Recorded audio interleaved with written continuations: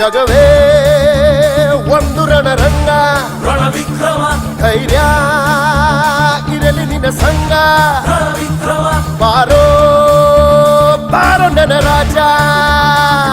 ರಣವಿಕ್ರಮ ತಡೆ ಅಕ್ರಮ, ರಣವಿಕ್ರಮ ತಡೆ ಅಕ್ರಮ, ನೀ ಮಾಡು ಕನ್ನಡವ ಸಕ್ರಮ.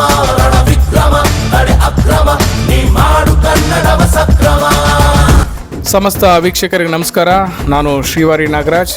ಬಹುಶಃ ಏನು ವಿಡಿಯೋ ನೋಡ್ತಾ ಇದ್ದಾರೆ, ಇದು ಕರ್ನಾಟಕದ ಕಿರೀಟ ಬೀದರ್ ಜಿಲ್ಲೆಯ ಬಾಲ್ಕಿ ತಾಲೂಕಿನ ಆಳಂದಿ ಎಂಬ ಗ್ರಾಮದ ಸರ್ಕಾರಿ ಶಾಲೆ.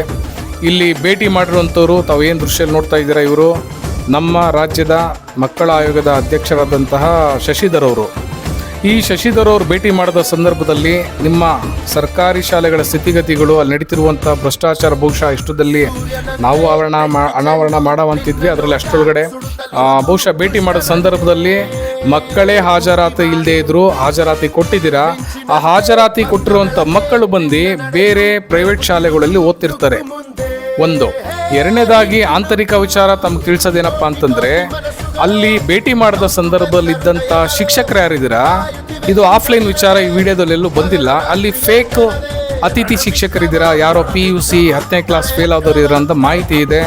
ಸದ್ಯದಲ್ಲೇ ರಾಜ್ಯಾದ್ಯಂತ ನಾವು ಈ ಫೇಕ್ ಶಿಕ್ಷಕರು ಎಷ್ಟು ಜನ ಇದಿರಲ್ಲ, 10ನೇ class fail, pass, PUC, BEd ಇಲ್ಲದೆ ಇರೋ ಮಾಡಿರೋಂಥ ಶಿಕ್ಷಕರನ್ನ ಕಡೆವಣ ಹಾಕ್ತೀವಿ, ನೋಡ್ತಾ ಇರಿ.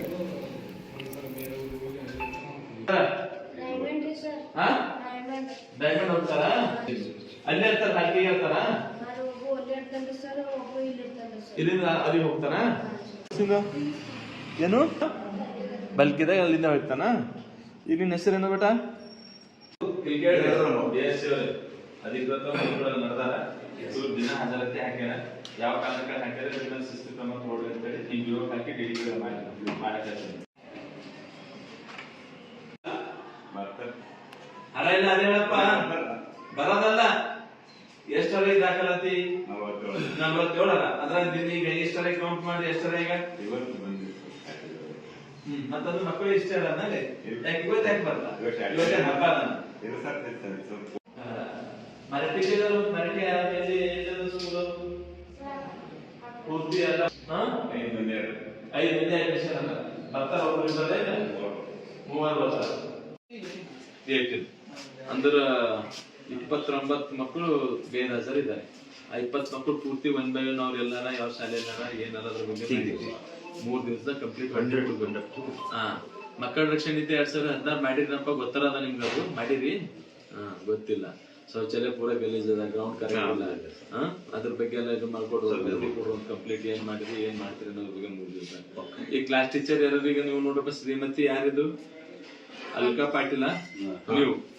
ಈಗ ಇದು ಅಟೆಂಡೆನ್ಸ್ 2 ಬಗ್ಗೆ ಹಾಕ್ಬೇಕಂತ ಯಾಕೆ ಕೊಟ್ರ? ಇದು ಯಾವಾಗ ಹಾಕ್ಬೇಕ್ರಿ? ಇದು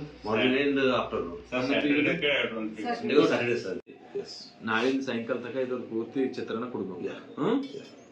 ಈ ತೊಗರಿ ಬೆಳಿ ನೋಡ್ರಿ, ನೀವು ಬಿಸಿ